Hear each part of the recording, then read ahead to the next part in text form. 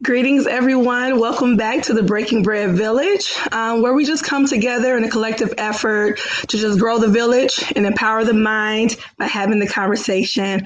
I do have three different educators here with me today to discuss the topic that we kind of started last week and wanted to start back up again this week and just kind of focus on some different things in regards to homeschooling and counseling. And we just want to kind of give some tips regarding this new normal that we call it. I first want to just kind of start off by saying that I send out my prayers to people in my community right now. We've had several dams break today, and a lot of people are being evacuated, and some people are in fear of losing their homes and have been displaced. So just want to kind of send out some prayers and positive light towards them today, and just hope that everybody is safe and find somewhere to be that's warm and dry. So wanted to start off by saying that. And now I want to bring in our guest today. First, we have with us Miss Christina. Hey, Christina, how are you?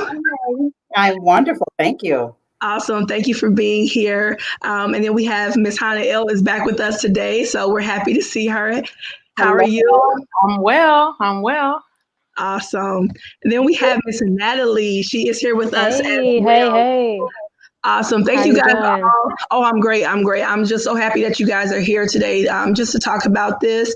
We got a lot to talk about. So we just want to go ahead and get started. So if everybody kind of wants to introduce themselves and just kind of give a little brief synopsis of who you are. Christina, if you want to start. Sure. My name is Christina Spencer, and I am currently a school counselor. And this is my, I think, 19th year. I kind of lose count along the way. I've been in education for 22, 23 years, but I've been a counselor since 2001. I'm currently working at the secondary level, where I am counseling 7th and 8th graders, but I have worked at the high school level as well. So glad to be here. Awesome. Thank you so much. Ms. Hannah L. I am Hannah L, and I am a long-term homeschooler, and now currently owner of Global Faith Academy. For years, I've had people asking me, are you going to teach other people's kids? And I was like, no, but here we are. So we opened up a school. 2018? This is our second year, I think. So we are a private homeschool in Cincinnati. So that's who I am. Awesome. Thank you so much, Miss Natalie. Hello, I'm Natalie Pipkin. I am the mother, and I facilitate the learning of two amazing self-directed learners, ages 7 and 10, Andre and Nathan. I have a community drumming initiative here in Indianapolis called the Pulse Project Indy. I'm a community drum circle facilitator, and I am just happy to be here. Awesome. Well, thank you so much. I appreciate you guys all for coming. I'm so excited to have this conversation today. Today, we're going to talk about basically how our parents have become homeschool teachers and how our parents have become counselors, how our parents have become advocates. A lot of parents are used to, waking up, getting their kids ready for school, putting them on a bus or dropping them off at school, seeing them later when school is out. Some schools now don't even give out homework. So essentially, a lot of times, the kids are busy doing extracurricular activities, and the parents have not had to wear this many hats and be, the advocates in this capacity. So I really want us to just kind of talk today to give them a little tips on how we can help them out, because I've had a lot of people reach out and say, this is really stressful. My son is having a hard time doing online learning. He's not doing well. He's having temper tantrums. He's falling out, and I don't know what to do. And I just need to go out into my car to get away, for a minute to be able to breathe, because I'm stressed as well. So I want us to be able to kind of help out as a village to help people to just kind of, have some pointers in this. So we're going to go ahead and get started with some of the questions.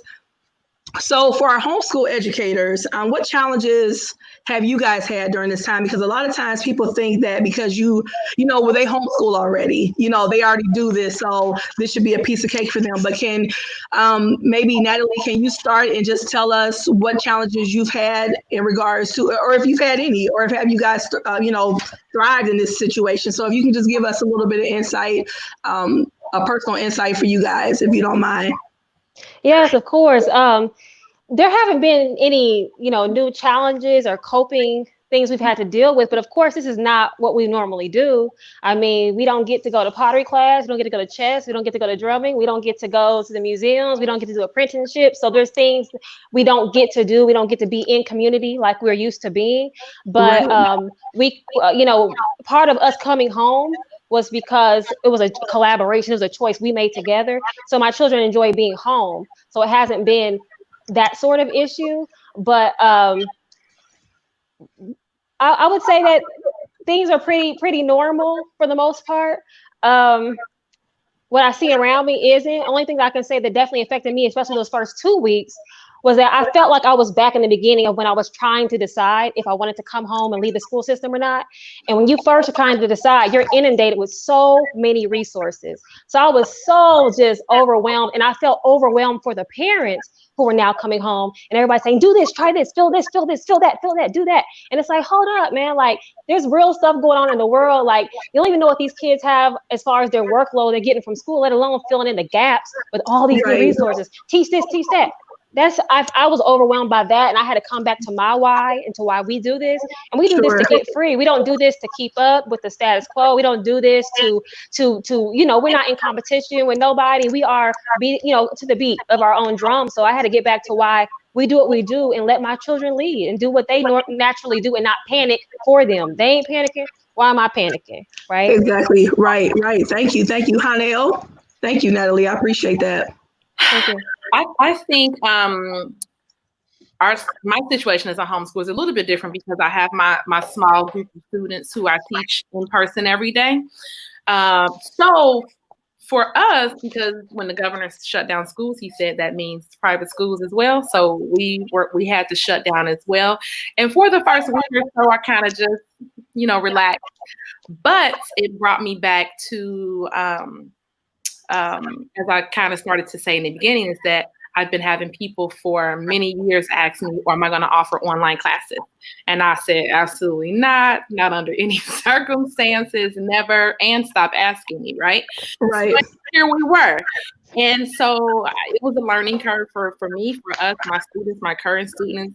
But so I had to get on that digital learning bandwagon and learn how to Zoom, learn how to use Google Classroom, and these various different platforms and things. So for us, it's really opened up our student body. And now I don't have to just teach students here in Cincinnati, because now we have not that we didn't have Zoom before, but I just wasn't interested in doing that. Because you're more hands-on. You like the more hands-on approach. Right. So. But however, it's opened it up. So now I've got students in Michigan and Texas and Houston and Georgia, and I have students that are taking our classes from all over the country. So for us, it's kind of opened us up in that way. As a homeschooling family, though, I can echo what Natalie said, and that this ain't how it goes. Right.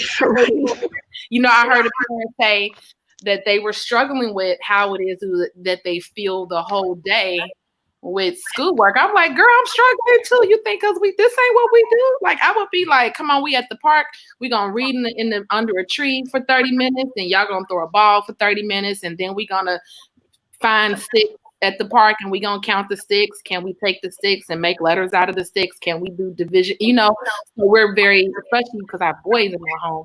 Right. Very hands-on and very busy, and so it's causing us, like Natalie said, to some of those things that we're used to doing, we don't get to do. So for us, there's been some challenges, but there's also have been some advantages as well. Right. Yeah, that sounds good. I like that, because now, like you said, you have an open. You can teach people from all over. So Christina, our counselor, I have a question, because this part is also very important to me, because you as a counselor see things that the parents and the teacher sometimes don't see, right? From the student. So can you give me some examples of some things that you guys would see that, and deal with? Because now these kids don't have you as a resource. So I'm just wondering, what things would you see that the parents or the teachers not see? That's a good question. And I think, as counselors, we see a part of the child that even the teachers and sometimes even their own parents don't see. It's kind of a two-sided coin. I would like to say that we get to see the vulnerability of the students. By the time they reach your classrooms, they've already stopped by our offices. We've worked with them. We've sort of temporarily patched them back together again to be able to go to school and go to class. And so the vulnerability that they're able to share with the counselor, sometimes they're not comfortable sharing that with their parents. So, during this time of the pandemic, my concern is for my kiddos who, come to my office frequently and they would share personal feelings and worries and fears. They now don't have that outlet. And so that's my concern. And I think that's a lot of what the parents don't see. They see it, but it shows up differently. It shows up as acting out. It shows up as disrespect. It shows up as nonchalant and not caring. But really what you're looking at is a result of what's going on the inside. So those are some of the pieces that, we as counselors work through with the kiddos before, they go to class, or if they're coming to us and they're having a meltdown, we're doing the breathing techniques and we're talking about resiliency and we're doing all that. Well, the parents don't get to see that and the teachers don't get to see that. So I think the pandemic, hopefully brings light to some of those sides of the students that we don't get to see. Wow. Awesome. Yeah. Wow. Okay. Thank you. And there's a comment in the live comments that I'd like to answer or address. No, please do. Yeah. Tanya said that time management has been a challenge. And one of my pieces of advice for time management is to scale your day back. I think because people think their children start school at 7:15 and they leave at 2:15, that from 7:15 to 2:15 that they need to be doing work. And if they're not giving them a full day of work. In the state of Ohio, at least, I don't know what state Tanya lives in, but in the state of Ohio, mandated the required number of hours a day is 5 hours a day, right? So of instruction. So what I would do as a parent, I would take 2 hours, and I don't know how old your children are, Tanya, but I would say if they're in the, say, kindergarten to second grade, I would not push past 2 hours a day with actual hands-on work that you're doing with them. If they're a little bit older, up into fourth grade, then you can take it maybe to 3 hours, but it still really depends on the child.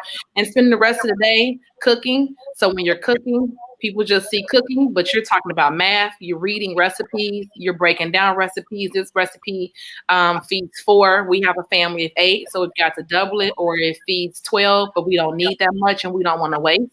So you can talk about food waste, you can talk about food scarcity in your city, in your country. You can watch YouTube videos. So you can take just baking cookies and take so many lessons from that one thing, right? So school doesn't have to be, I'm going to sit in front of a book and a paper and a pen and just write all day or dictate or listen to you yakety yak all day. There's so many other things you can be. Life skills. Right. So many children miss out on life skills.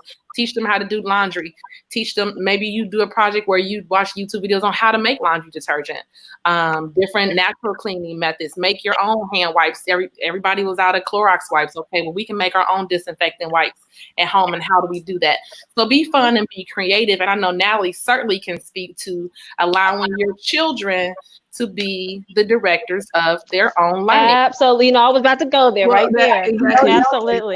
Like, don't put the onus on you. Like, I try to see myself as a curator, right? I'm going to bring you the materials and the resources, and you know with it. You say I'm interested in learning about spaceships. Let me find all the spaceship books and stuff I can find, and you have that. But Natalie, I know, can speak more directly for that, as I know her boys are self-directed learners. But I think parents need to take that pressure off of themselves and try to feel the whole day 7 to 2 with schoolwork. Exactly. Yeah, Natalie, if you could talk on that a little bit more, because I do think that a lot of people do feel that pressure, the pressure of, constantly being busy all day, and it's just not necessary. And then they stress themselves out because then they feel bad. The parents feel bad with themselves because they feel like they failed because they didn't keep their child busy all day like the school does. So can you talk more about that, about self-directed learning, please? Yeah, I mean, I have to go back to the counseling aspect because we are all those things. We've always been all those things, and it's so, it almost makes me tear up to think about when we say, "Oh, parents now got to be counselors, now they got to be teachers, now they got to be." We've always been. We'd have never been free if we hadn't been teaching ourselves and talking to each other and getting our emotions out through drumming, through talking, through praying, through, you know, what I mean, like we always done this, but we've been so removed from it that we just, Right. yeah, Okay. we're coming back to. But what I was gonna say is a lot of that time management, that time you have could be relationship work going on. Just talking to your child, getting to know them all over again, getting to ask them how they feeling in this pandemic. We keep forgetting that. I'm honestly disappointed at the schools requiring kids to have to do this many hours of this and this many. I mean, if I hadn't left 2 years ago, I'd have been out the first day they send a packet home, because that you're not considering a child's emotions. You're not considering who's in their family sick right now, or who's, you know, what's going on. All you're saying, you're putting the pressure on the parent, who then oppresses the child with pressure. You better do this, you better go this, because they feel the pressure of failing the school. And you just, Right. it's just this whole, you know, it's just, you know, go ahead. You about to say something, because, you know, I was about to say something. Go ahead and talk. Well, no. Yeah. So Tanya said that her children are 13 and 16 years old, so teenagers. You should certainly be giving them the bulk of the responsibility for their learning. They're old enough, and I'm sure they're intelligent enough, creative enough to take the reins. You should be put that responsibility on them at 13 and 16 years old, to be guiding and directing their own learning. So be more specific with that, like as far as what kind of things can she do? I'll answer that. I will answer that. I was going to say that sometimes there's truth be told, because my children were in the school system for a minute too. When they're used to being in a certain routine, that creativity goes out the door sometimes. It does. Yes. So it may be, there's a process that happens when we leave the school system and come home. It's called deschooling. So when the parents had to experience this time, they had to come home, they didn't get any warning. They didn't get a chance to decide, hey, I want to come home. This was a straight up panic. Like, I couldn't imagine, you know what I mean? I feel for them, because at the end of the day, they didn't have a chance to come home and say, okay, let's wait a minute and figure out what we want to do. They had to go. There was no plan in place for them. Some are still working. Some have lost jobs. You know what I mean? There's so much going on. So they didn't get a chance to de-school and get to know their kids and get to hear from their children what they love, or what a perfect day look like to them. What are you interested in? How about you just try some stuff and come back to me and check in with me and tell me what you're feeling, and I'm gonna observe you for a few weeks to see what you're into, and I'm gonna build on it. You know what I mean? They didn't have a chance to do that. Yeah. You know, also, I'm sorry. No, go ahead. You know, one of the things that we also don't talk about much as we move from brick and mortar campuses to online learning, and I'm putting that in air quotes. Well, we're going to talk about that too. So go ahead. Yeah. You know, this is not online learning. We are in survival mode right now. We're calling it online learning, but that's not what's taking place. And let's not forget, you know, if you're in a true online learning system, there's training that takes place. There's training for the student. There's training for the teachers. There's even training for the parents. You know, my work has been primarily in brick and mortar schools, but I've also worked in an online program, and we had, you know, various layers of training before the kid ever logged on and got a username or password. Yeah. So, you know, let's be clear that what our children are doing, most of them, is not online learning. It's what had to be created in a timely fashion, pretty quickly under the circumstances. So, you know, what we're doing, you know, true online learning is not taking an 8-hour school day and literally putting that all online. That's not online learning. But again, to no discredit to our school districts, right. So we're all just doing the best we can. No, this is not disrespect. This is keeping it real. This is honestly what's going on. So hey, I keep going. This is being honest. That clear that we are, you know, we're doing the best we can, but this is not online learning. Let's be clear. Right.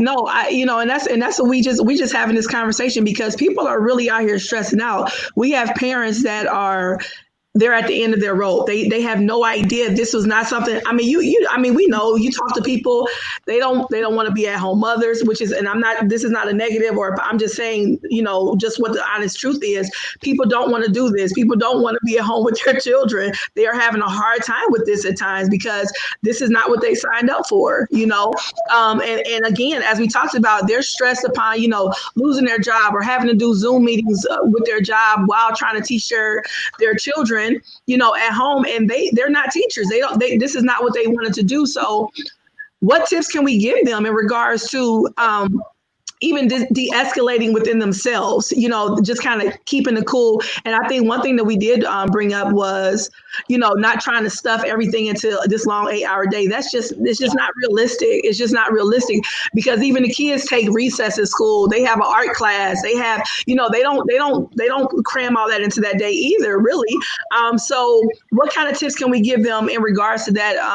Just how to cope during this time? I mean, because from a counselor perspective, or even, as a homeschool director, Hannah L., do you have any tips to give them to kind of de-escalate? Natalie brought it up, and it was definitely on my mental list to mention. And she mentioned deschooling. I don't know who coined the phrase, but deschooling is a process and a period of time by which you and your children remove yourselves, right, from what traditional school looks like. You want to decolonize your mind, your plan for school, because what a lot of people do, and even people who take their time to homeschool and they're not thrown into homeschool by some crisis, right? A lot of people duplicate school at home. That's what they Absolutely do. They literally go out, because you can buy a school desk on Amazon. They literally go out and buy a school desk. They buy all the whiteboards money can buy, all the dry erase markers, and all of the binders and folders and this and that, because this is what we think school is. If I don't have a desk, if I don't have a whiteboard, if I'm not standing up here talking, if I don't have binders color coded, and if I don't have a chart, what you did today, and if I don't have one of them weather charts, because that's what they have in the kindergarten classroom, today is, and this is the weather, it's sunny. Right. They want to duplicate school. So deschooling is the process by which you just actually just sit and chill out with your children. And this is not de-learning, right? This is de-schooling, right? Because you can still be learning during this time. You can be taking your children to the library, picking out books, letting them pick out whatever books they want to pick out, read whatever they want to read. You can be cooking with them. You can be visiting family and friends. You can be looking through old family albums, having them do, interview family members. Who is this? And what, I found this picture in the album of you. Where were you and what was going on? And just, so they can still be learning. You can do really creative projects, but you really need to not plan to jump right into school. I think, I really think that's part of what a lot of the stress is that they just jump right in, and they're like, we're going to do school at home. And it's like, because they didn't have any idea. People don't have any idea. You send your child off. That's typically how people do it, right? They send their child off, and then they get them back, and then they cook.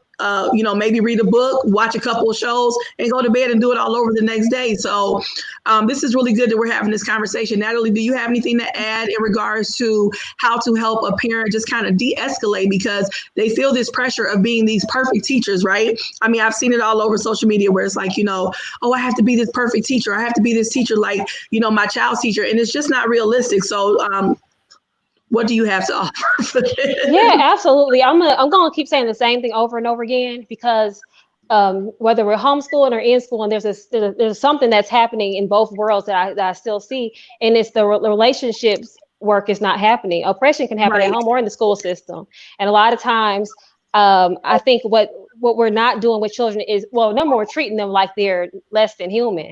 We're not having conversations that they can comprehend. They know if mom is tired, I can say, Mom, Mom is tired. Like I'm going through this, that, and the other. Let me tell you about it. Like we can talk, like have a conversation with your children about how you're feeling, instead of going off on them, or instead of pushing them out the room and making them feel unwanted. Be honest about what you're feeling right now. This is what's Right. happening right now. So you won't take your feelings and emotions out on them. I mean, how awful. I'm gonna speak on this for a minute. I'm gonna forget it if I don't say it because it goes with it. But just the fact that I've seen so many memes and jokes about, oh my kid, my child this, my child this, and it's only funny till it's not anymore, because how you are teaching you're teaching the world, but you're teaching these teachers how to treat your child. So you can't be an advocate for your child at home. You don't want them. You can't tolerate them. Then how are you going to advocate for them when they go back?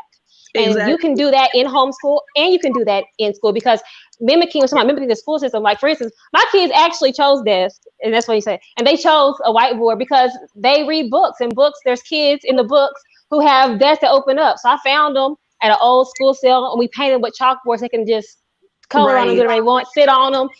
So letting the child choose is the main thing about homeschooling. And I think the main thing is just the making our children feel wanted. So whatever that is, do that. So if you feel like you're going to be speaking into a way where they feel like they don't belong here, or you don't want them here, or you don't want them to be a part of your world today, you need to really step back and say, why do I feel this way? Because usually it's going to stand back to that workload they're giving you. It's probably going to stand back to that pressure the school is giving you. It's not about that child most of the time. And the child's response to you and how they're acting is usually not about you. It's about that workload they're getting. It's about that pressure they're feeling. So having those conversations is so important. And it might be a time where this power structure we're so used to, where mommy and daddy over the child, teacher, principal over the child, needs to level out.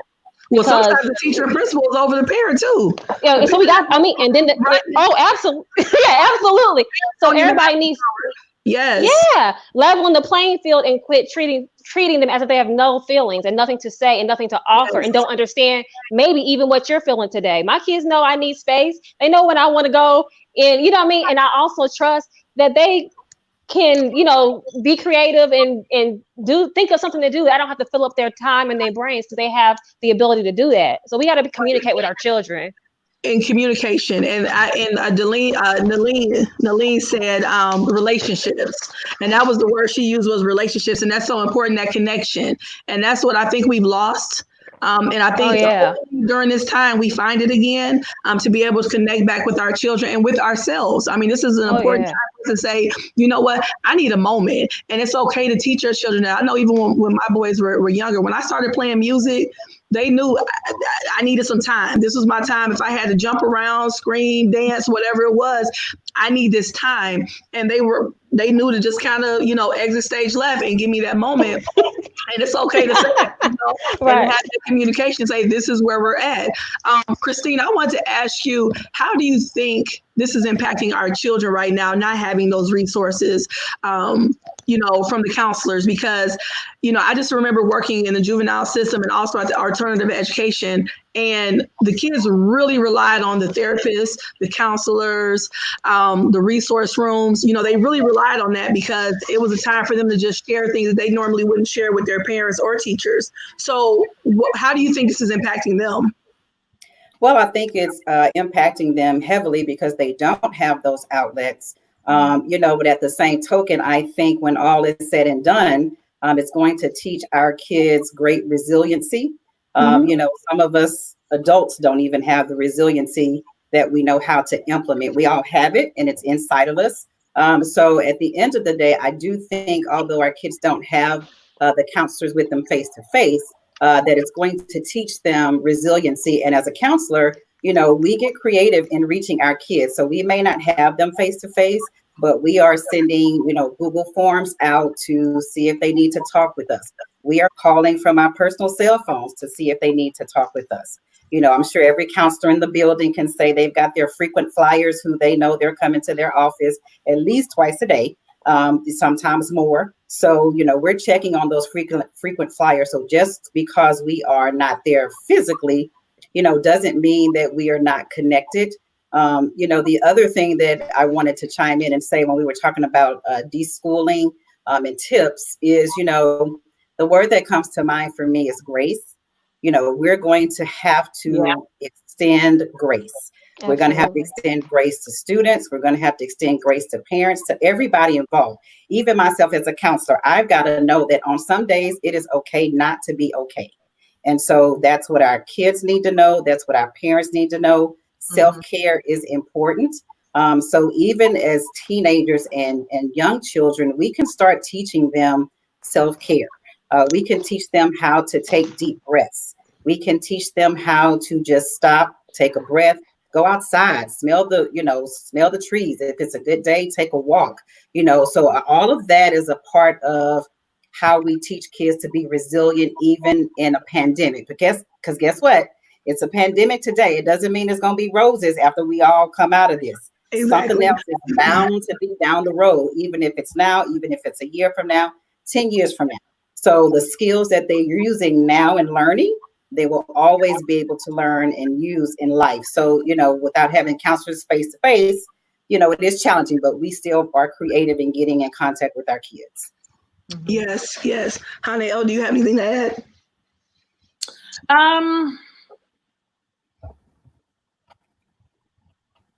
I definitely can say that, I'm a foster parent as well. And my oldest, I have a set of brothers, and the oldest is in, the younger one is too young for school. And they only go to school, I will say this on record, they only go to school because they will not allow me to homeschool them or enroll them in the private school. And that's a whole nother issue for a whole nother day. But that I get on them people. But I will say that the counselors, they have been very, they have definitely reached out. Actually, his IA reached out to me today. So I think they are reaching out. And while it is quite bothersome to me personally that they call so often, I have to step back and say, I say that from a place of privilege. Not all of the students that are home have parents that are capable, able, and willing to try to meet their needs. So I know I am very thankful for counselors and aides and things like yourself, Christina, who are reaching out to the families on a weekly basis, and some more than that if they need it. I know they will reach out more, if I didn't have the resources or the skills to really meet his needs. So I definitely know that they are working double, triple time. You guys definitely are working double, triple time to meet the needs of your young people. And so that's definitely very much appreciated. Awesome. Well, I just want to add one thing. You mentioned the word privilege, and it took me back to actually last week's broadcast. I think, Erin, one of your guests, Dr. Gina, I think, used a term that just really struck a chord with me. And she said privileged pandemic. And so when she put those two words together, if I was a pastor, I would have been like, that can preach, child. Because, what she said was, we can't expect everybody's. Some of us are living a privileged pandemic. Yes. Right. Yes. So that means, I can use my household, for example. Someone would look at me and say that I'm probably living a privileged pandemic. We're both, my husband and I are educators, so we're still working. The checks haven't stopped. I've got one child and he's rocking and rolling. He's in private school. They were already using an online platform, so the transition has been very easy for him. We have Wi-Fi. We've got multiple devices. So that's a privileged pandemic. And what happens is we start to believe that our privileged pandemic is the baseline. And it really isn't for a lot of people. Right. So we have to realize that, you also hear we're all in the same boat. We're all in the same boat. Are we really? What you're probably saying is we're all in the same storm, right? But we're in different boats. Yeah, you got this family over here that's privileged. You got this one over here that doesn't have a computer. You got this one over here that has 5 siblings and 1 device. Figure that out. Things like that. So we just have to be cognizant when we say things like everybody's in the same boat or you're going to be okay. They don't really know that they're going to be okay. So, we just have to be cautious of those types of things. And two, what you're saying, Christina, I did spend a few years actually in the brick and mortar school system. And when this whole thing started and they were talking about, we're going to send home these massive packets and or we're going to put them online and we're going to do this. The very first thing I said to myself was, in the urban school district, yes, a good portion of our parents, they don't read themselves. And if they do read, they read on the level or slightly above the level that their children do. Their elementary children. How in the world do they expect that they're going to be able to facilitate this work? It's going to cause much more stress than it's worth. And I have told so many parents, I said, guess what? They're not going, this was 2 months ago. I said, they're not going back to school this year. Right. So if it were me and they were causing me that much stress, I wouldn't do none of the work. I wouldn't do it. That was me. And again, I think that even that was said from a place of privilege, but I wouldn't do it. I would do whatever else I could. Because I told, like my foster son, I told his teachers the same thing. They said, oh, have you printed the packet? No, do you have access to the internet? I said, mm-hmm. They said, have you printed the packet? I said, no. She said, well, you can stop by the school and get one if you can't print it. I said, I didn't say I couldn't print it. I said, I have it and I'm not going to print it. I don't want it. I'm not going to spend my days going through the work. I have my own resources, my educator as well. Y'all say he can't sit still no way, and he can't learn, and he can't, and he can't, and he can't, and he can't, and he can't, and he can't, and he can't. And I sit him down at the table and I say, do this, and he worked for 2 hours straight. And I have to redirect him every now and then, but so obviously what I got ain't the bee's knees no way. So I'm not gonna hit it, you know. Hannah, let me ask you a question with that though. Like again, you come from a sorry, I have bad allergies right now, but you come from a background with education. You've already been doing this. There's some parents, as you said, you know, they've been out working. They don't even remote. Some of them don't even read the books with their kids. So, you know, it's they were relying on these packets, on these programs that the school are giving, but a lot of times right now, it's just not realistic. I mean, you know, as you said, Christina, you have somebody has 5 kids in the household. They're not even used to having their kids home all day. Some of them don't even like them being home for spring break or winter break, let alone for months at a time right now. So, you know, just even with the time management part of it. So, I guess for me, I really want to talk about, you know, more so not even just the school part, right? Because that's a part of it. We know they have to do some of that, but the emotional part of it, you know, the mental part of it, you know, I mean, because you guys, okay, homeschool teachers, what do you guys do with your kids? I mean, you have moments where your kids probably have times where they just don't want to do. I mean, they're done for the day. Okay. I want to add one thing to what you were saying before, though, just about the education of the parents who are getting these packets and those kind of things. Again, as people of African descent, this is our time to go back to what we used to do. And part of that is community. And if anything, I would hope these schools will start. I mean, when is school over though? We keep talking about what these schools are gonna do. Y'all got like a week left. I hope it's over soon. Number one. but I'm like, I don't know when it ends. It's like it's never ending. When does yours end, Christina? Soon?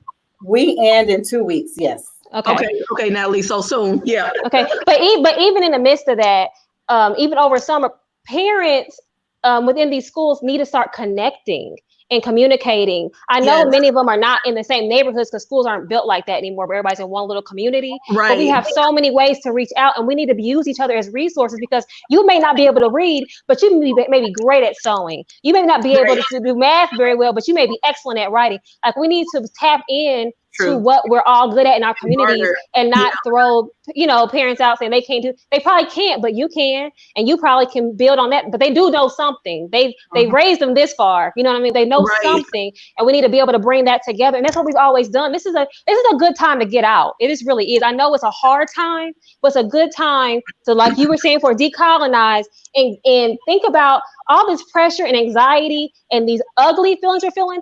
A lot of the root of it is just some simple old colonization and some simple old stuff we don't deserve and don't need and ain't used to. Not saying that you're supposed to leave, but we can get free within these systems as well. Connect to each other. Figure out the root issues of your children's whatever they flopping around for. Figure out the root issues of your flopping around and your tantrums. You know what I mean? Like really, you know, like get to the root of some things over this time. You know. Well, that's a lot of it. A lot of times they're just reflections of us. That's really what our kids are. A lot of times they're reflections of us. We're spazzing out. We're stressing out. So now they're stressed out. And see, children a lot of times are not able to have that voice. They're not able, you know, they're not allowed. I should say they're not allowed. There it is. You know, I'm having a bad day, or I'm sad today, or I really don't feel like doing this today. You know, I just think about the many days that, you know, I called off of work because I needed just a day. I'm like, look, I need a day. Okay. I'll see y'all tomorrow. Everything will feel good tomorrow. I will see you tomorrow. I need a day, just even if it's just sitting on my couch. And kids are not allowed to do that. You know, they say, you know, I don't feel well. My tummy hurts. So really, they just don't feel like doing it today, you know, and we don't allow them to have that at times. So if you couple that with now a pandemic, parents are stressed. They're adding their stress onto their children, and you know, down because the computer's not working. They can't get onto the online learning site. Instead of just saying, you know what, we're gonna shut this down today. It's not working. I'm not working. I don't feel like working. Let's try it again tomorrow. We push ourselves. And I just don't understand that. I don't know why we can't just be. Because we're being pushed. We're being pushed because someone's grading you. Even in the midst of a pandemic, someone's giving you an ABC 1, 2, 3 or something. And so how we parent is the pressure that's put on us. A lot of times we leave because we want better relationships with our children. Sometimes that pressure, even from people's jobs you work at, not just school, any type of system you in, there's somebody on your head, on your neck. And then we get on our kids' neck. And so it's not as we wish we could just say, hey, turn the computer off, don't do the work. But you know the principal gonna call, or you know the teacher's gonna say, you're getting graded Friday. So it's really something we have to push, these parents have to push through to get to the end of them 2 weeks so they can breathe and then really build that relationship back with their kids, because they really can't get out of it if there's someone on their neck right now. If they're in that situation where you have to do it, you have no choice, and you're getting graded, unless they're going to leave, they have to kind of endure this, unfortunately. And then once they come out, they have to rebuild and say, you know, and figure out, is this what we want, or is there a better way? Or when we come back, we got some demands for this school we're at. We ain't doing this if this goes down again. You know what I mean? Oh yeah. Yes, on the sake, Hanel. Okay, and then Christina, I have a question for you next. Hanel, go ahead with your It's time, push back. That's right. It's time. Yes. Come on, let's get free. In the system, out the system. We ain't got time for this. Go, Natalie. You can send your offerings to your offerings. We just trying to get free. Got these babies out here talking about Annie got an apple and Jane got it's a daggone pandemic out here. Don't nobody care about Annie's apples or the train. And you know what's funny is that the parents are putting all these riddles online trying to get, because they don't know how to answer this stuff either. Like, you know, but I do want to say, you know, and in my district where I am, I will say that our superintendent has been fantastic, and he said something that I don't think any superintendent has enough guts to say. And that's when we first started. He, you know, on his Facebook Live, we get updates and that sort of thing. And, you know, he said, we are asking you as parents to do something that is almost impossible. Yeah. And we know that. And we know that on some days you are not going to want to engage, and your children are not going to want to engage. And guess what? Don't engage. And so, you know, I have to say, coming from a superintendent, right. That's excellent. Very often. So it was very satisfying for me to hear that they know that they will have different levels of engagement. You're going to have the kid who's going to do everything that's assigned to the kid who's not going to do anything. And what he was saying was they're both okay and everything in between. You know, I like Haniel's perspective. You know, we're not going to do it. We're just not going to do it. I'm all for it. You know, we're just not going to, even my kiddo who is strong and you know, I don't really have to monitor him. He just kind of self-sufficient, but he's about done, you know, in Ebonics, he's over it. Right. Like, you know, what's the point? We're over it. I don't feel like working, and, you know, they're going to get the very least out of me. And I just had to say, son, that's okay. Do what you can do. That's all we can do. That's all we can do. Yeah, it's not worth his mental sanity for me. And thankfully, he's able to do that, and you know that he has a school district that allows him to do that. And a parent. They may not allow it, but his parent allow it. Well, and that's the thing that's so beautiful, because you have some parents that sometimes don't want to be bothered. They're like, go in there and get that work done so they can finish doing, or they need to keep working, so they want to keep you, keep the child occupied. So it's a lot of dynamics to that. So go ahead, Hanael, you had something to say? I was gonna say, share what I did this once. Don't tell nobody, y'all. Okay, we'll keep it to I promise. Don't tell nobody. There was one time when I first started homeschooling, I was using K-12. K-12. A lot of people know K-12 because you can use K-12 in many different states all over the country, and it's an online, full-fledged school. It's public school at home, and we did it the first year, and it was all right. We did it for a second year. And about midway through the year, I realized I was over it. My daughter was over it. I remember that. Very stressful. It was way too much work. It took about 10 hours a day, and I'm not exaggerating, to complete everything and to do everything. It was absolutely ridiculous. This is what I did. Okay? Now, y'all can do this if y'all want to, but don't say you heard it from me. We won't tell. Okay. I did it for her. This whole second half of the year, all of that online schoolwork, this was like 4th grade. I did it myself. I used what they were doing as a guidepost, because what would take her 10 hours of a day to do, I could complete in about an hour and a half, right? And so I could look at the work for a week, say. I can look at 2, 3, 4 days worth of work, and I could teach that in my own more simplified way, reduced and so forth. I can do it in about 2 or 3 hours and use my own resources. So if parents are really struggling, I know this last week, this home stretch, this last week or two is really stressful. If your children are over it, they're burnt out, and if you can, I'd do it for them. Who would know that you did it for them? And I'm just saying, you said you were real, Aaron. I'm just real. Who would know who did it for them? They're not going back to school. They're not going to lose anything. Just be done with it. Just be done with it. Just be done with it. Don't even, the stress of it it's not worth. It's not. And I think everybody's over it. Trust me, it's not worth the stress of it. Do it for them if you can. I know we really don't we don't do work for them. But if you can do it for them, and just get it done. Get it over with. Get those grades in and move on, and use the summertime, the rest of this time to de-school and figure out if you are going to actually jump into homeschooling, then you got some time. And I see my web address here, or you can hit us up on Instagram. Very much so. Instagram #1 would be the best way to reach us at Global Faith Academy. Shoot me a message. I talk to parents all across the country all week. And I counsel parents all across the country all week long. Okay, we're going to get to that in just 1 second. I want to look at what Patricia Cannon said on here. She said that she believed the packets, quote unquote, has more to do with the systems within the school and not learning. Absolutely. Parents have an opportunity to get the control whether they want to or not. And that goes back to what you were talking about, Natalie. This is the time to start reclaiming your home, reclaiming your family, and not just kind of sending them out. And this is not a negative to people that do that, because everybody doesn't have, everybody's life is different. So this is not a negative. I think this is just a way to look at this in a positive and look at the different things that we can do now, just kind of reset. Like you said, Hanael, use this time during the summer to kind of reset, because that's what I want to ask you guys next. How do you guys think school is going to look next year?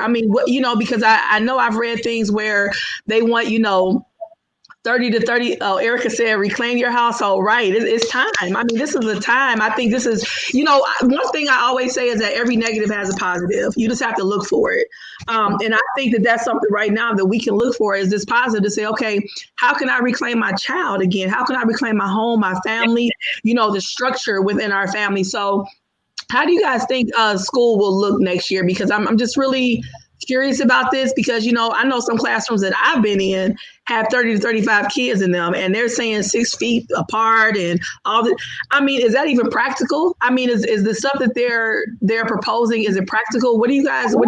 What I've heard in our district, or at least from our district, just from the people that I know that work in the district, is that they're going to stagger the students, like 2 days and 2 days, like say A through K is going to go to school Monday and Tuesday, or Monday and Wednesday, then J through whatever, Tuesday and Thursday.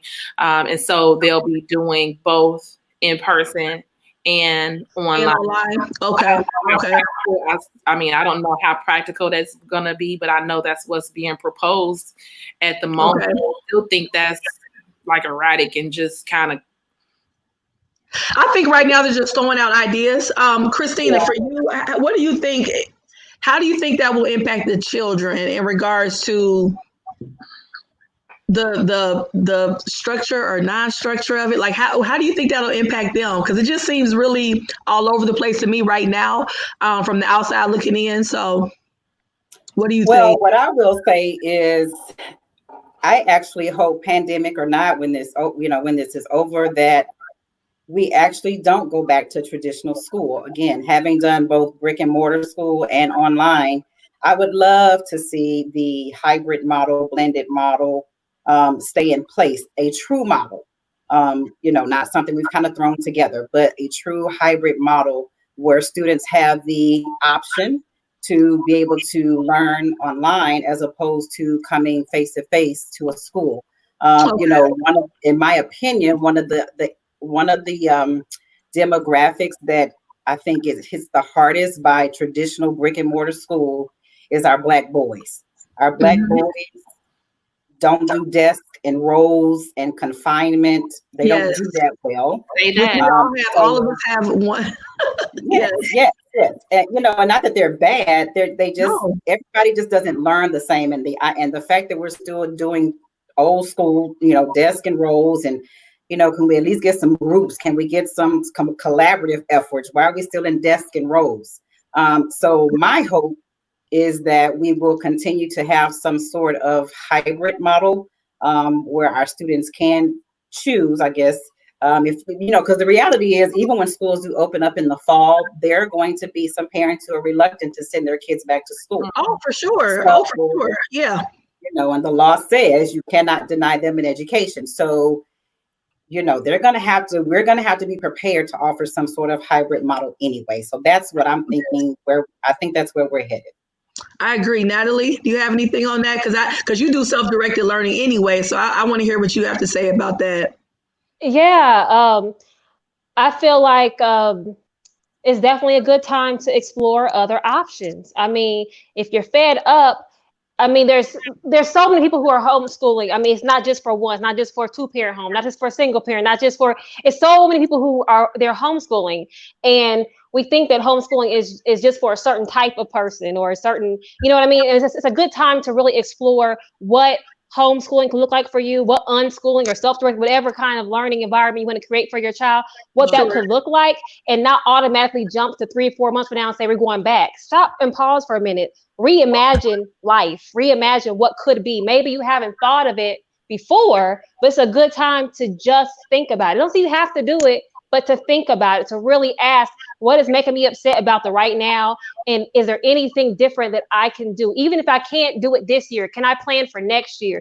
What do I want for my child? What does my child need? What do they want? And is this something I can work towards in the next 3 months or the next year or whatever? But really exploring new options and really figuring out what you want learning to look like. What do you want your children to love learning? How can I make that happen? Are they loving learning this way? Are they hating it now? I need to figure out a new way to do this so that they can be lifetime learners who love learning, And I agree with you so much, Natalie, and just being more purposeful, right? Being more purposeful in your child's education. I think it's been so easy for some of us to just, I hate to say, ship them off, but that's what it's like, kind of shipping them off and then having them brought back to you. So now we can be a little bit more purposeful and actually participate in their education. I think this is a perfect time to do that. We have Erica. She said the colleges here in Georgia are probably not going back in the fall. Her sons go to Morehouse College, and this is a college where you have to be there. We all know the Morehouse, experience. So you have to kind of be there to really get the full effect, but they're changing things up too, and, may not go back. So I know myself, I want to ask you guys, just kind of some questions, even for myself, because my oldest son, they had to do online learning to finish up the school year. And he ended up really struggling with a class that he was so used to being in person with, and he's in college. And so, what are some tips we can give our students, to kind of help themselves self-learn, because some parents aren't good with helping their child. It's just the way it is. Everybody's not good at doing that. So what kind of tips can we probably give the children how to deal with, learning on their own, from the educational viewpoint, and also from just the emotional standpoint, how to deal with it? I think I'm going to say now what we said before.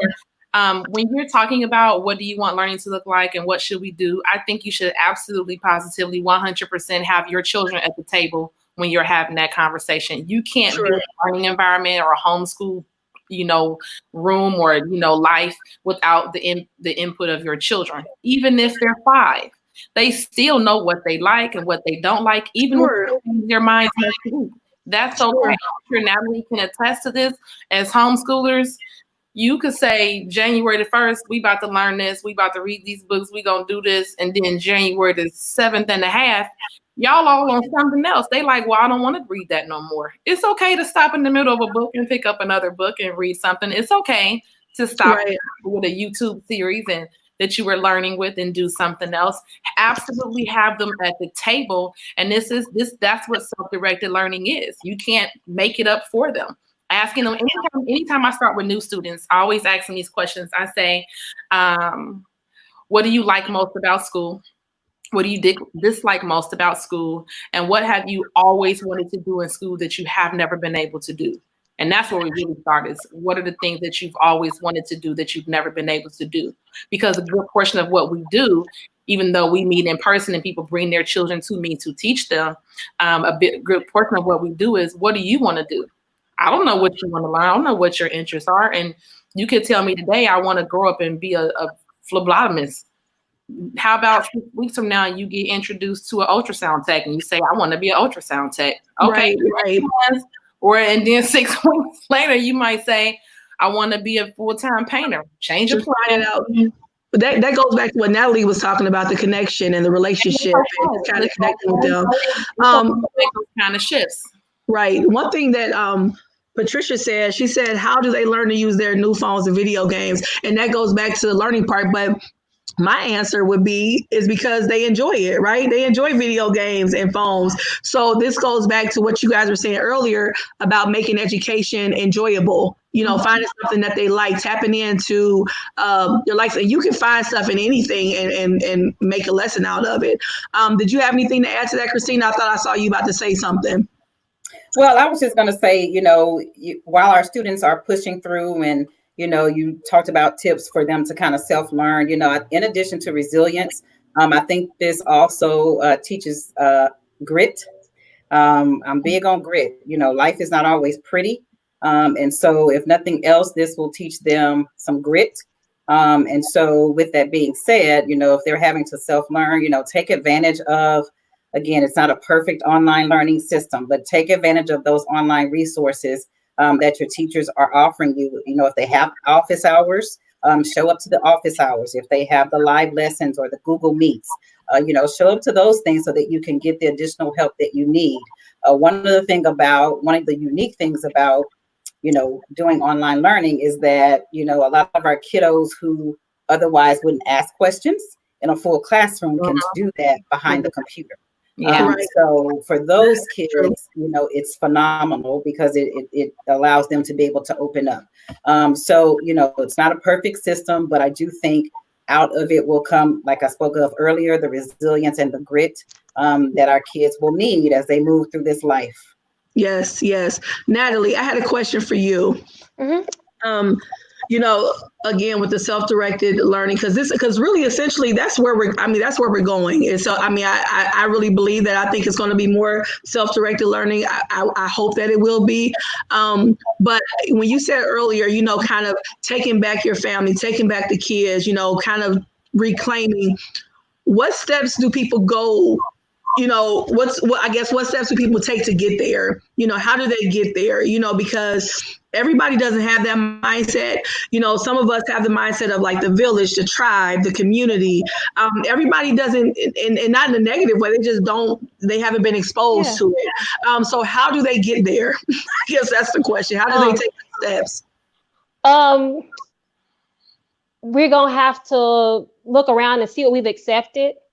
We are in this, like you said, in this together mode, like we were saying earlier. Right. But we really have forgotten a lot of what was harmful before then, a lot of what we didn't like. Everybody's kind of panicking together. We forgot what they weren't teaching our kids in school. They forgot some of the harmful ways they were treating them, some of the punitive, things that were a lot, everybody's all kumbaya, but I need parents not to forget that part, because a lot of that self-directedness is coming from unlearning some of the harmful things they've learned from being under some oppressive systems.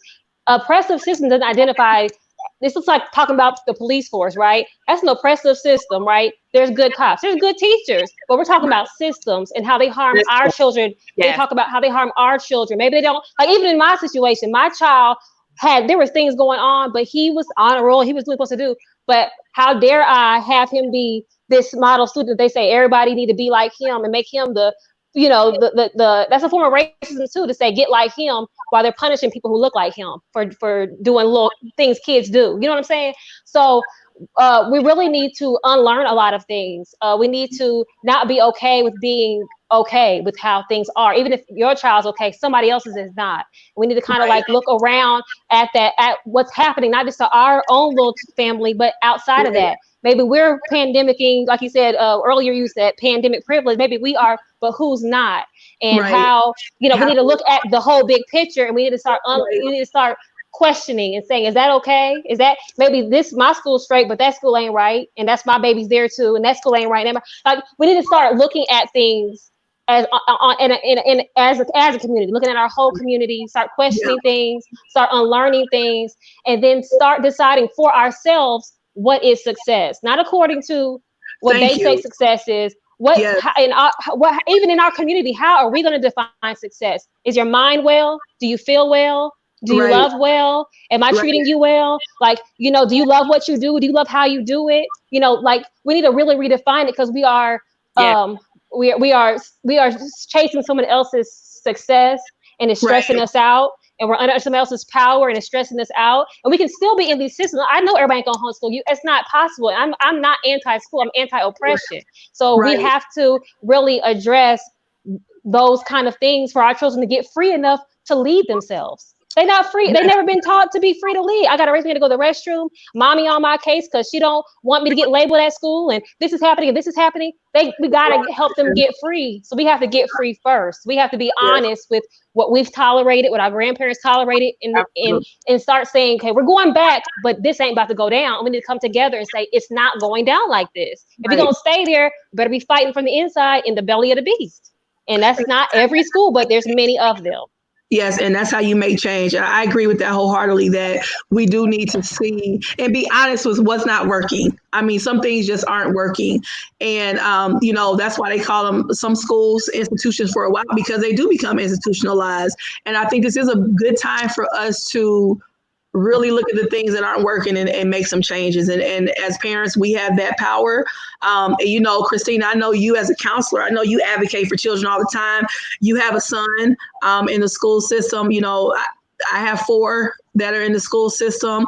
We all have boys, especially, and, I remember when my kids were younger and I would get phone calls that they were too, they would run too much, or they would do this, or they were too loud. And I said, well, I mean, okay, what do you want me to do about it? I didn't know what to do about it. It just was so, and like you said, it is a bit oppressive, just in the sense of that cookie cutter look that they want every child to look like. And it's just not practical. It's not fair to them, because we don't even operate like that. We all have our own identity, and we, are allowed to express it, and kids are not. So I really agree with you.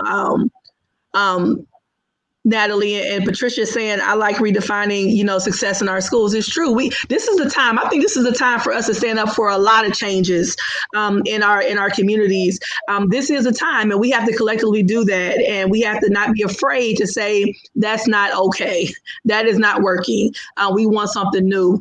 Haniel, did you have something? I saw your hand up for something to say. Well, I think I was saying because Natalie, but I had an example. I think someone had asked a question about self-directed learning, what it looks like, or what an example of it was. But I also was going to say, and I want to say this before I forget, parents, I think if you're really serious, you're going to have to do some reading.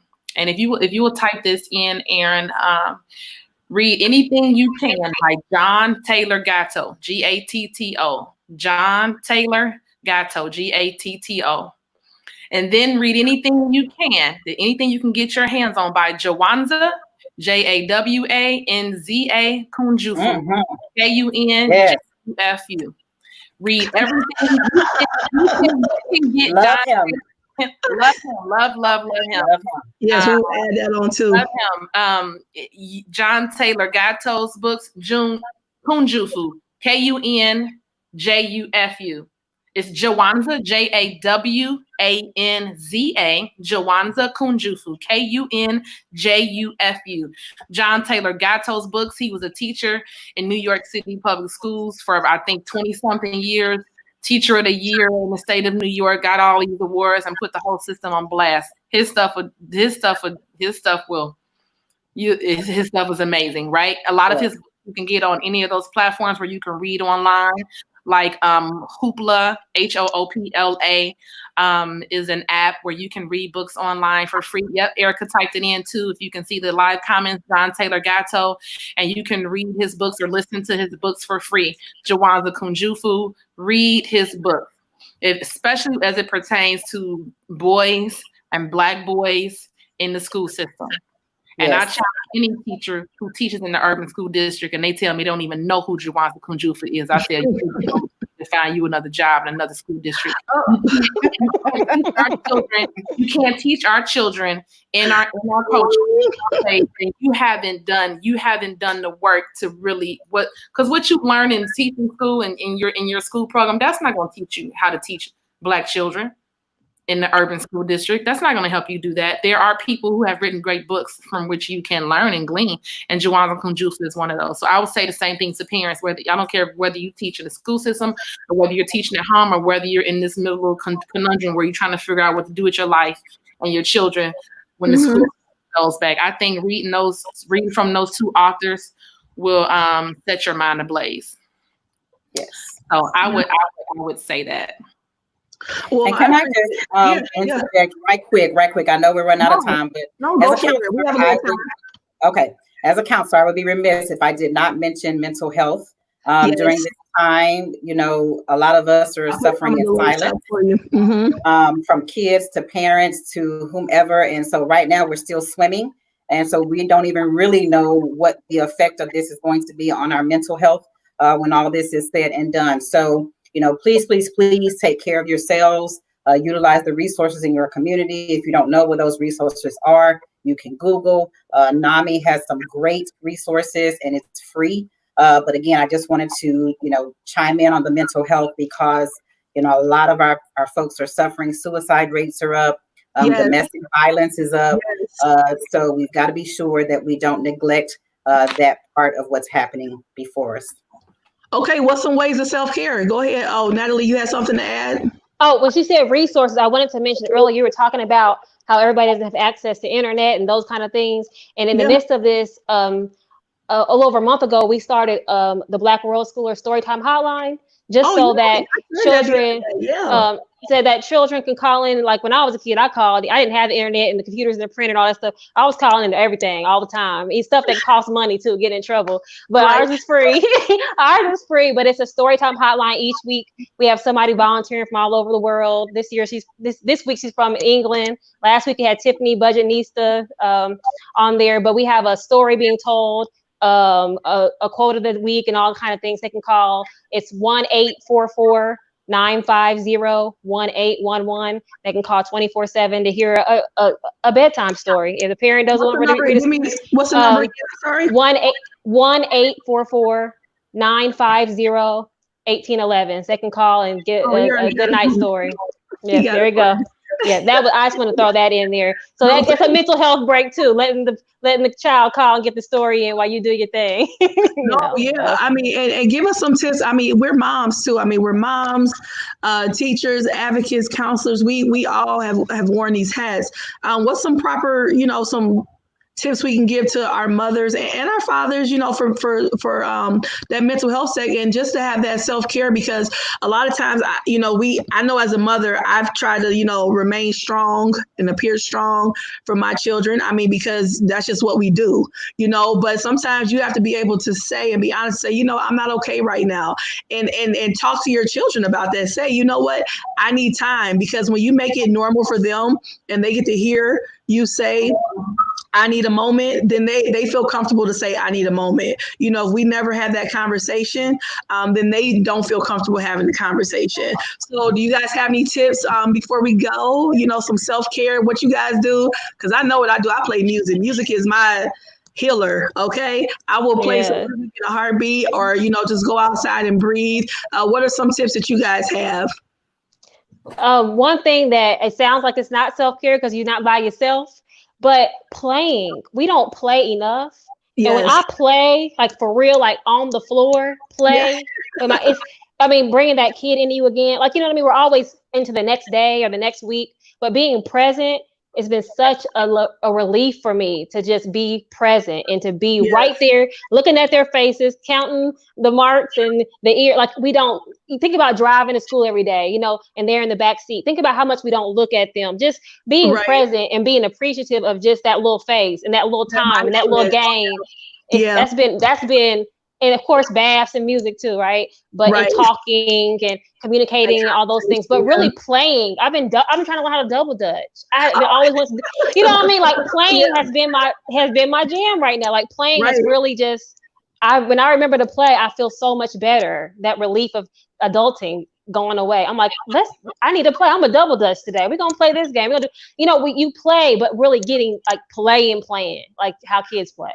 And this is a good time too for kids to get back into imagination. I mean, because they kind of lost that, right? Kids kind of started always on these video games and always on the TV. Imagination is so good to have. And so I'm kind of echoing what you said, Natalie, in regards to, just kind of being present and doing that fun stuff and using your brain and just having fun. Christina, did you have any tips in regards to Yeah, just, being active, like Natalie said, I like to take walks. So I walk my neighborhood, not safe to really go to the gyms yet. So I do my walking and I have weights and the treadmill and the whole thing. So I try to do that just to keep active. So encourage our kids to go outside and move. Yes.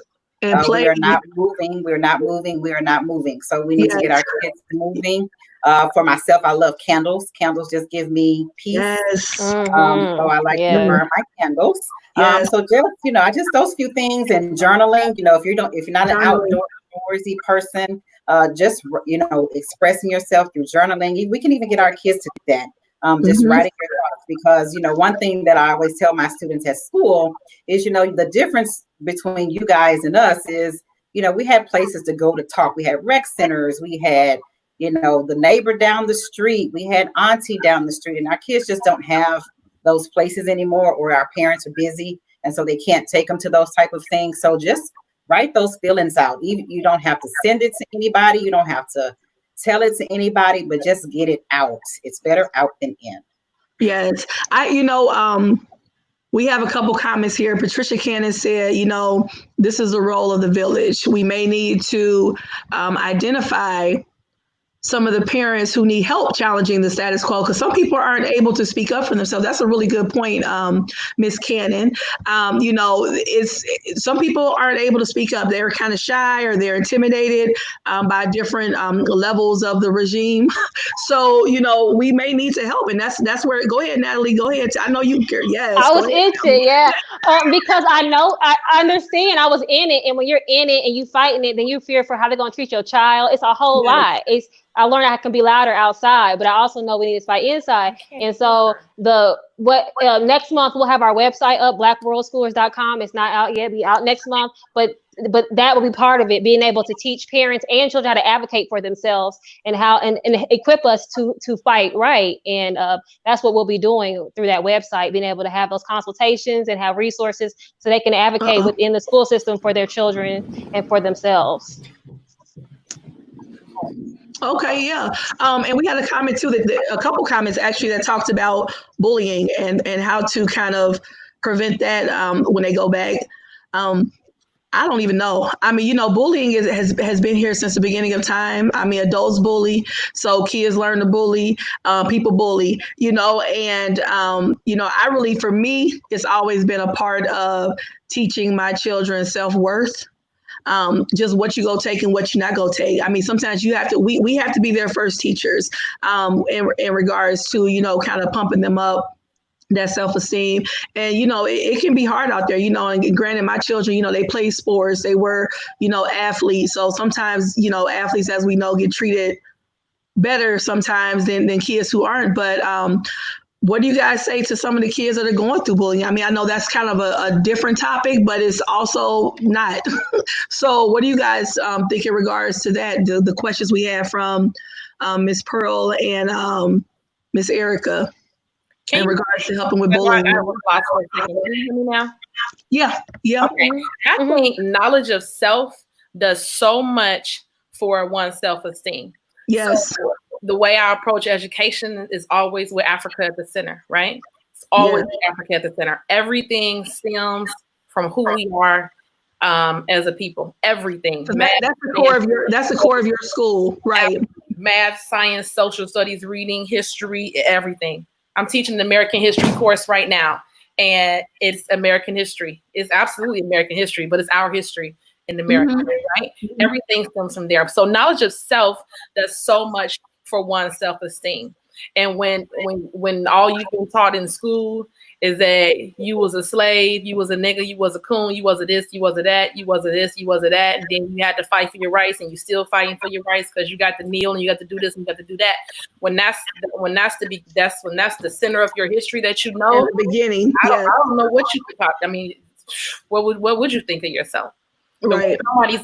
So when you take it back thousands of years and somebody starts teaching you who you are and about your history from there, the self-esteem is different. I don't think there's much you'll take. Not no foolishness, you know. Right. And I think the self-esteem is higher. And I think knowledge of self certainly is the first place to start with building that and building up and building up that self-esteem and that resilience. Yeah, I agree. Christina, were you about to say something? Saw you nod your head. Yes, in agreement. You know, and just, you know, from a brick and mortar standpoint, because, you know, we still are operating in the system, right? No, that's why I had you guys on the different aspects. Yeah, go ahead. Yeah. Right. So, you know, I just would recommend that if students are feeling bullied, true bullying, because sometimes I think we use that term incorrectly. Right. You know, just be sure that students feel empowered to tell someone. You know, it always hurts my heart when I have a student tell me, you know, they've been bullied over months but they didn't tell anybody. And so it's like, sweetie, I can't help you if you don't share. You know, because there's fear of retaliation, and, you know, they're going to make it worse if I tell. But, you know, we're not mind readers. We wear a lot of hats, but that's not one of them. So we've got to be able to know what's going on. So if you do have a student who is in a traditional school system and you feel like, you know, they're being bullied, you need to look into that. Your student needs to tell someone. You as the parent have rights. We actually have some new laws in place that make penalties even more stiffer for bullying, true bullying. So please be sure that, you know, students feel empowered to share and identify. I always tell students, have that one person that they can tell, whether it's a counselor, a teacher, a friend, whomever. Find just one person that you can identify as a confidant, and that be your person, so that we can help. Awesome.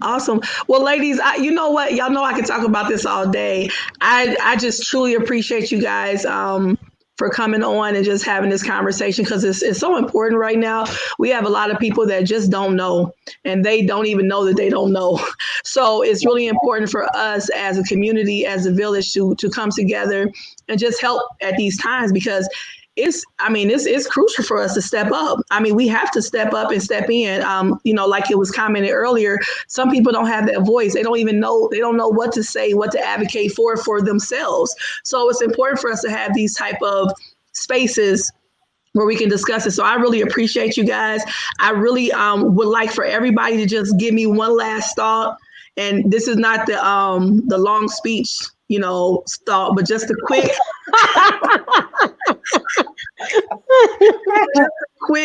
thought, that you can leave us with, because this is such a necessary conversation, and it's a needed time. And I do agree, Natalie, with what you said in regards to this is the time. If we did not have another time, which we have, but if we did not have another time, this is now to start advocating for ourselves. We have to advocate for ourselves. And when one can't do it by themselves, we need to come together as a village. So Natalie, I'm gonna let you start, then Hannah, and then I'll let you close out, Christina.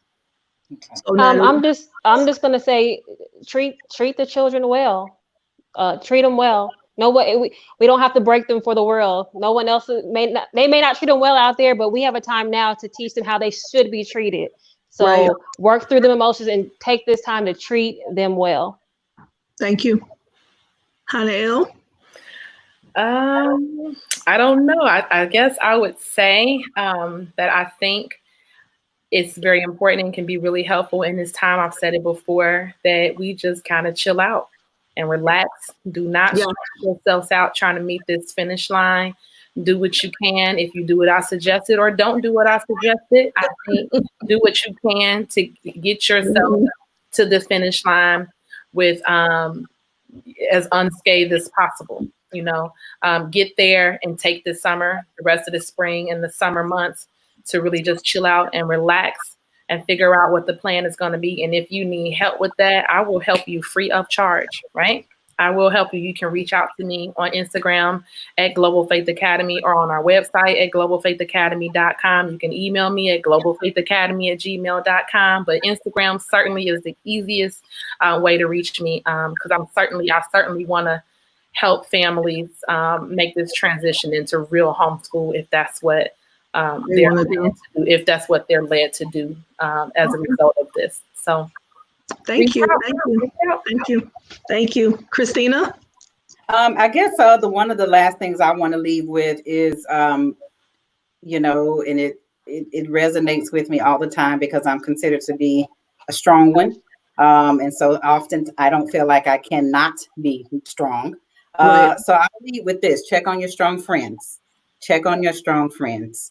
And students, a lot of times we talk about those frequent flyers and the ones who are always on the radar, but don't forget about those that are not on the radar and are considered strong kiddos. Right. Check on your strong friends, check on your strong students. Right. Well, thank you guys. And I just want to just end with saying too that this was not a negative against, like you said, brick and mortar schools. This is just showing our options, and also just being realistic in some directions that the world is going. And we want people to be prepared for it, and to just have these resources. So when the time comes, as I believe is coming, they can be a little bit more prepared and have some resources. So we appreciate our teachers that are in the school system. We appreciate the ones that get up every day and go deal with our children, and try to, love them and educate them. So we do appreciate that. So please do not go away from this thinking that we don't. We are just saying that there are some things that we think, and I'll speak for myself, that I think needs a change. And I think this is a perfect time for it to change. And I think, for us to keep saying that we're going to go back to normal, I think this is a perfect time to say we should not be going back to normal, because that was not working for most of us. So we need to do what can help us all. So again, ladies, I appreciate you guys so much. It was so much fun. I could talk to y'all, and I wish we could be, sitting on the couch somewhere on the floor, sipping some tea and talking about this, because this was such a great conversation. So again, I appreciate you guys for coming on and taking your time. Thank you. Yeah, thanks for coming to this space. No problem. I love you guys. And you guys check out, make sure you have your kids call into the Storyline. I think that's a wonderful idea. You guys support that. And, we have some resources that we will post as well in regards to mental health and some free resources in regards to that.